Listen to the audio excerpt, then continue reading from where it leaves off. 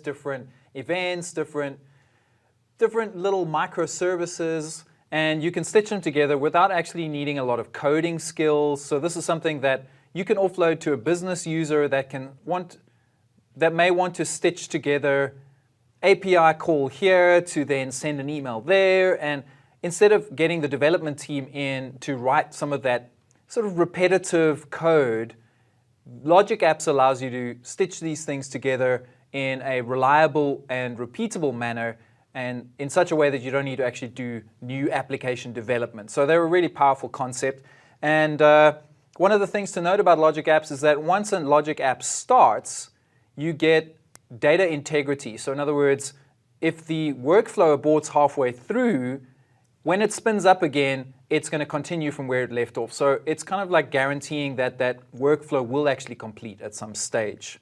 One of the things that I love about Logic Apps is that power that a business user can come in this browser-based interface and make the changes, but with still the ability of the on-premises folks, the developer folks, to go in and really get their hands dirty as well. So we can have the development staff as well as the folks in the business all working in conjunction. And it's pretty powerful that way. Right. I like both of those. Right. So I'd like to show you a demo of a Logic app. You know, but first, let's go back to the slide deck and take a quick look at some of the SAS connectors, because I think in the demo, we're not going to see the full, all of these. And I want to just show there are a lot of built-in SAS connectors that you can leverage right off the get-go. You don't even have to build your own business logic for a lot of these. All right, back to that demo.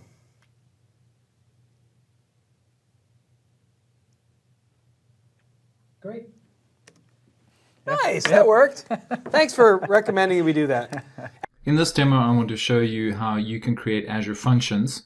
Now, Azure Functions allow you to execute code in a serverless fashion. In other words, you'll create some code that will respond to an event or a timer, and that function will execute on the Azure Function infrastructure without you having to worry about spinning up machines or even spinning up services. You just create the Azure Function service once, and you add your functions to that, and Azure scales that service according to your configuration.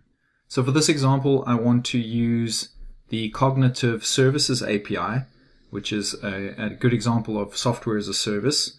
So let me switch over to that API so you can have an idea of what that API gives you. So the API gives you a bunch of image analysis functions that you can call via REST APIs. So for example, this one is tagging images. So as we click on an image, it will show us the tags that are detected by the API for that image. There's one to recognize celebrities. So it'll recognize images against a database of celebrities so that it can tell you whether there's a celebrity in a particular image or not. There's ones for analyzing video or analyzing text on images. And the one we're going to look at is the thumbnail API, and this API allows us to do something called smart cropping. So here you can see this image of the sunset here. It's cropped into various sizes here, and you can see that the point of interest, the person standing up by the sunset, is in all of the images, irrespective of what the cropping size is. So you can imagine that we have a service where users are uploading images, and we want to tap into the cognitive thumb generation to smart crop thumbnails for the images that are uploaded. So in order to do that, I've signed up for Cognitive Services, and I have a subscription with a key, and I've copied that onto the clipboard. We'll see that shortly in the code in the Azure function. So let me switch back to the portal. And here in the portal, I've got a container, NWC ASKit image, and it has two containers uploaded and processed. And these are just containers within blob storage that we can use. We'll upload images to the uploaded container, call the thumbnail cognitive API, and put the result into the processed container. So I've already created an Azure Function service, and it's empty at the moment. I'm going to add a new function. And there's a few templates that we can use to start off with.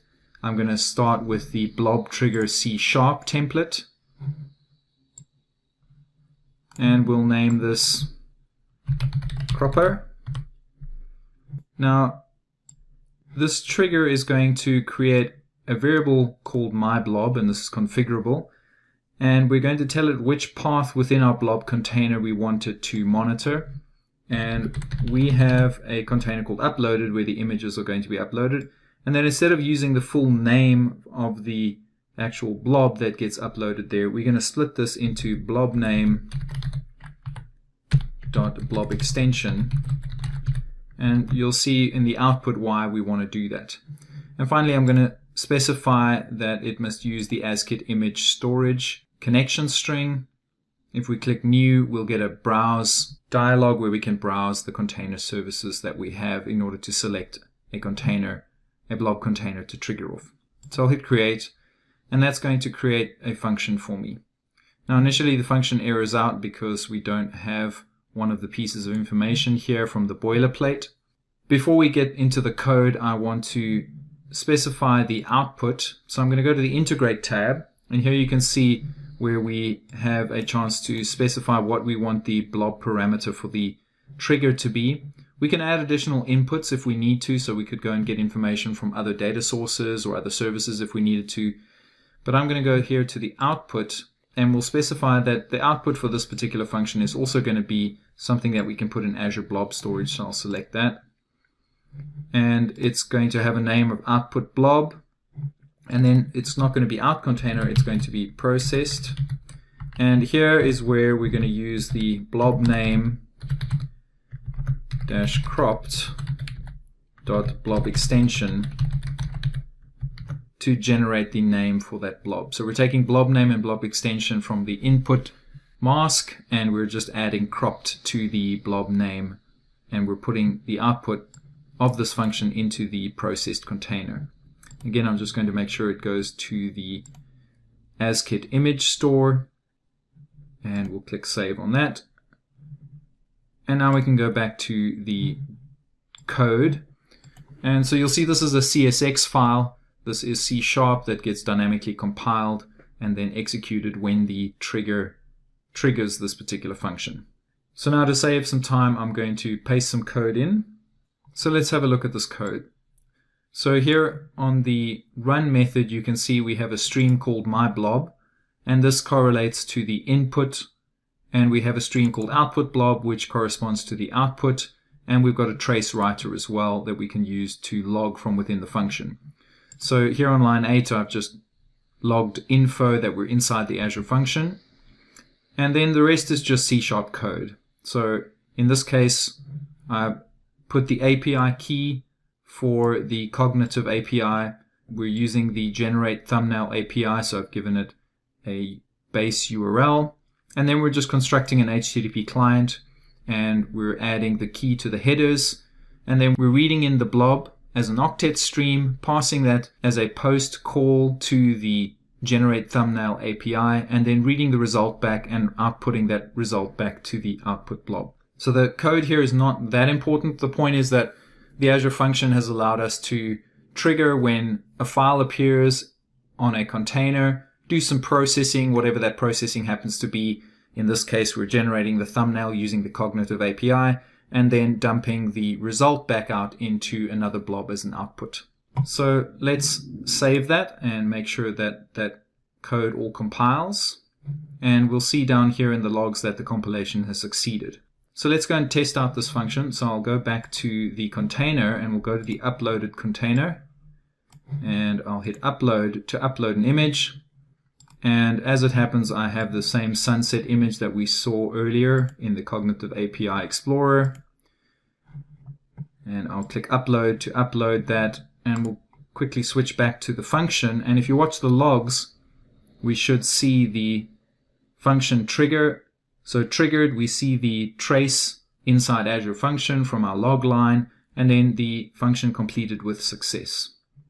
So let's go back to the blob stores, and we'll look at the processed container. And there you can see we now have a file name sunset-cropped.jpg. You can see that's 3.27 kilobytes, so it is pretty small, as we would want a thumbnail to be. And if I download that and open it up, you'll see that we have cropped, even though we have kind of a strange size for the thumbnail here, it's retained the interesting portion of that image because we use the Cognitive API to do a smart crop on the original image. So let's go back to the function, and we'll finish off by looking at the monitoring. So here on monitor, we can see all the details of the particular runs of this function.